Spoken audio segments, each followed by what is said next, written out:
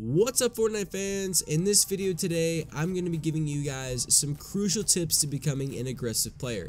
The gameplay in the background is a 17 kill solo win, and I want you guys to pay attention to the gameplay from start to finish because I chose this gameplay for a reason.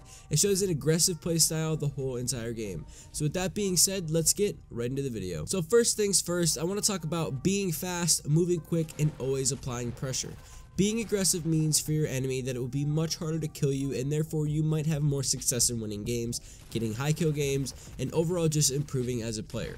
I've often stressed in previous videos the importance of using building to keep yourself covered, and when you're playing aggressive, you'll need to do just that. When you're playing aggressive, you're pushing virtually everyone you see, and you aren't going to avoid any battles unless you're super weak and don't have any heals. When you're fighting another player, it's important to always be moving and dealing some sort of pressure to your opponent.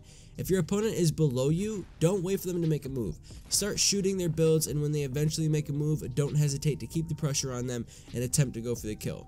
Another thing you should be doing is moving quickly throughout the fight and making sure that you're changing positioning and trying to get an opportunity to deal damage while confusing your opponent about where you are.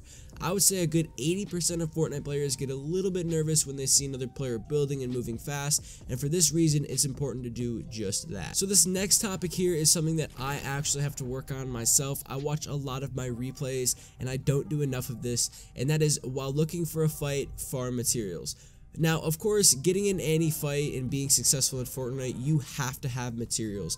Being aggressive doesn't totally void out the necessity for materials, mainly because you'll be using more materials than you would be when you're playing passive. When I play aggressive, which is just about every game, I'll move around the map looking for opponents to fight while farming materials. If you're able to get anywhere from like 400 to 600 wood and like 100 to 300 brick and metal, you should be all set to go from there. You really can't take a fight without materials, and since you're only going to be pushing people, you'll need a decent amount of materials. Now, one thing that I like to think about getting materials and fighting with materials is kind of like making investments with money. If I push an opponent who has like 900 wood and I only have 300 wood, and I actually am able to take out that opponent, I just got 600 wood, theoretically speaking, if I actually use all of my 300 materials. So you guys will notice that over time, that when you do invest more materials, or you invest a small amount of materials, you might actually gain some more back. So that's another reason why you guys should be practicing playing aggressive. Now, you really can't be aggressive if you don't find anyone. So with that being said, it's important for you guys to learn different rotations around the map. Now, we'll use Salty Springs for example. It's in the center of the map, and the closest city that's really populated is Tilted Towers as well as Retail Row. In my experiences, when I drop Tilted, I'm there for about 75% of the game.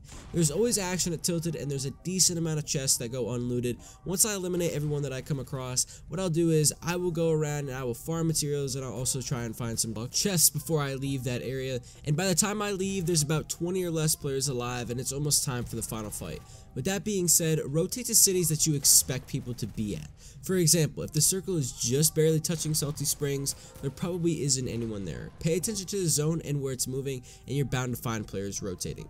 Another thing that you could also do is go into your replay mode and see where players are at that point in the game and study it. Study where the circle is and study how long those players are there for, just so that you guys know exactly where people are going to be during the game.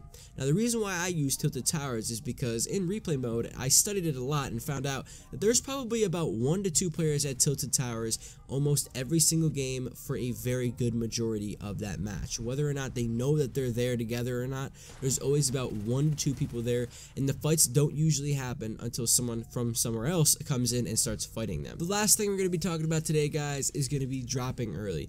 Now, I can't stress this enough when I say that early drops are not very good for winning games, but rather getting high kills and practicing being an aggressive player. When you drop early, you're almost forced to fight for weapons against other players, and this will teach you a lot and will even help you become a faster player. Now, like I said, I don't always recommend dropping at early spots because there's just going to be so many people that land at the first drop that it will be close to impossible to get a gun, and typically the person who survives the cast is either hiding or just gets really lucky with health and loot. When you drop early, find a weapon and get right into harvesting materials. Harvest materials at a fast enough rate where it won't drag you behind upgrade and you'll be able to start pushing other players. You'll notice over time your loot will start to upgrade and your material count will also increase, which can be used to fight other players. Now, I hope you guys learned something new, and if you did, smash that like button and drop a comment down below and tell me what your highest kill game in Season 7 is. Use my creator code YTRebus at checkout the next time you get a skin from the item shop, and I will see you guys in the next video. Peace out.